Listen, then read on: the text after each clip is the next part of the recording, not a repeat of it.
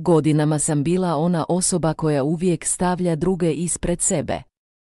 Ugađala sam rodbini i prijateljima, nastojeći biti najbolja moguća verzija sebe prema njihovim standardima. Kad god bi netko zatražio pomoć, tu bih bila, spremna žrtvovati svoje vrijeme, energiju i čak vlastite želje kako bih im udovoljila. Ipak, negdje na tom putu, izgubila sam sebe, svoj identitet, a život mi je postao samo niz obaveza prema drugim ljudima. Iako su mnogi ljudi u mom životu možda mislili da sam savršena jer sam uvijek bila tu za njih, u stvarnosti, ja nisam bila ni blizu tog idealnog obraza. Bilo je dana kad sam se budila umorna i iscrpljena, a nisam imala energije ni za najosnovnije stvari. Ali nisam im to govorila. Uvijek sam skrivala svoje osjećaje jer sam mislila da ako prestanem ugađati, ljudi će me napustiti, a to nisam mogla podnijeti. Moja priča počinje kao i mnoge druge. Odrasla sam u obitelji gdje su se cijenile vrijednosti zajedništva, nesebičnosti i pomaganja. Sjećam se svojih roditelja kako su mi uvijek ponavljali, pomaganje drugima je najvažnija stvar u životu.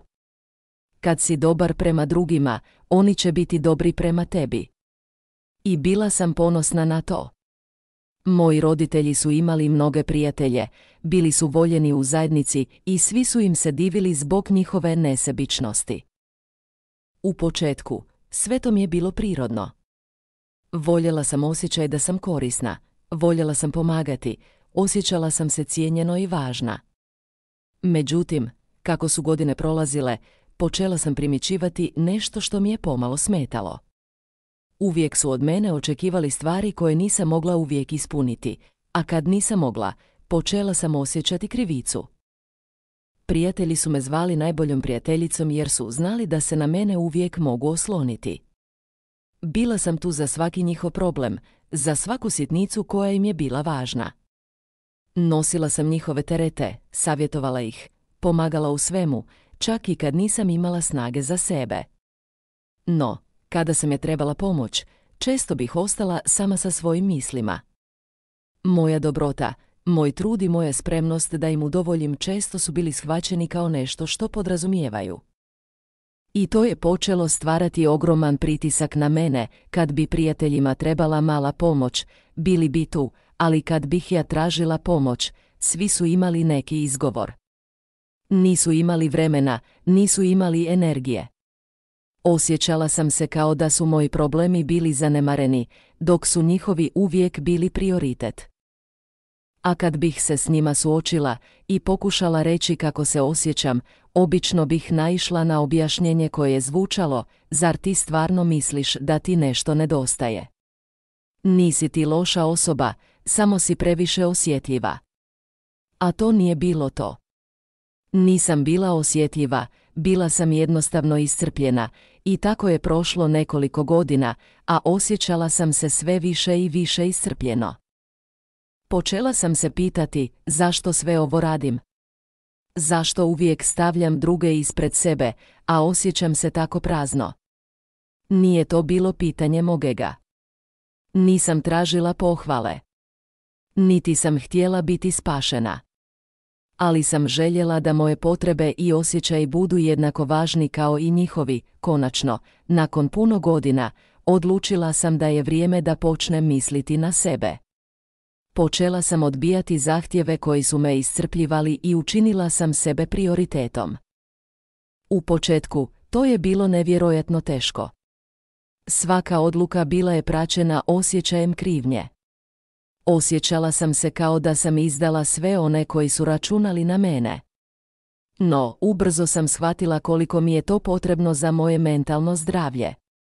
Počela sam tražiti ravnotežu između svojih potreba i obaveza prema drugima, nisam više bila voljna podnositi teške terete samo da bih nekome udovoljila. Počela sam se ponašati kao da moje vrijeme i energija također imaju vrijednost, da zaslužujem brigu, pažnju i poštovanje. I to nije bilo sebično. To je bila borba za moje mentalno i emocionalno zdravlje, reakcije su bile neočekivane. Oni koji su me nekoć hvalili i cijenili, počeli su se ponašati kao da sam postala najgora osoba na svijetu. Činjenica da sam rekla ne bila je nezamisliva za njih. Počele su se širiti priče o tome kako sam se promijenila, kako sam postala sebična, hladna, egoistična. Ljudi su me izbjegavali, neki su me otvoreno kritizirali. Neki su me čak i napustili, a ja sam se osjećala kao da gubim sve. Iako sam osjećala duboku tugu zbog gubitka tih odnosa, također sam osjećala olakšanje.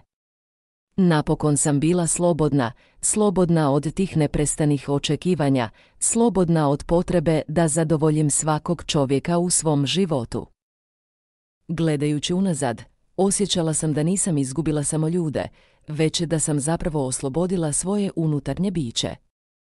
Naučila sam da nisu svi ljudi u mom životu nužno tu da bi me podupirali kad mi to najviše treba. I to je bila teška, ali nužna lekcija. Naučila sam da ne mogu kontrolirati mišljenja drugih, ali mogu kontrolirati kako se odnosim prema sebi i prema njima, danas živim život u skladu sa svojim vrijednostima. Imam manje prijatelja, ali oni su iskreni, podržavaju me i razumiju. Možda nisam više ona koju svi vole, ali sam napokon osoba koja voli sebe. Postavila sam jasne granice u odnosima i to nije bilo lako. Ali sada imam stabilnost, imam unutrašnju mirnoću. Osjećam se ispunjeno jer sam počela biti svoja, jer sam stavila sebe na prvo mjesto. Moj život je sada bolje uravnotežen. Nema više stresa zbog toga što ću nekome razočarati. Znam da ako želim biti dobra osoba prema drugima, prvo moram biti dobra prema sebi. Jer kako mogu voljeti i pomagati drugima, ako ne znam kako voljeti i pomagati sebi, moja priča nije jedinstvena. Mnoge žene prolaze kroz slične situacije, nastojeći balansirati između vlastitih potreba i očekivanja drugih. Često se osjećaju pod pritiskom da udovolje svima, a na kraju zanemare sebe. Važno je sjetiti se da je u redu reći je ne, da je u redu staviti sebe na prvo mjesto i da nije sebično brinuti o vlastitom duhovnom i emocionalnom zdravlju. Jer, na kraju dana, jedina osoba s kojom moramo živjeti cijeli život smo mi sami, zato, drage žene, zapamtite, ne bojte se biti sebični kad je to potrebno. Jer kad brinete o sebi, postajete bolja verzija sebe za sve one koje volite.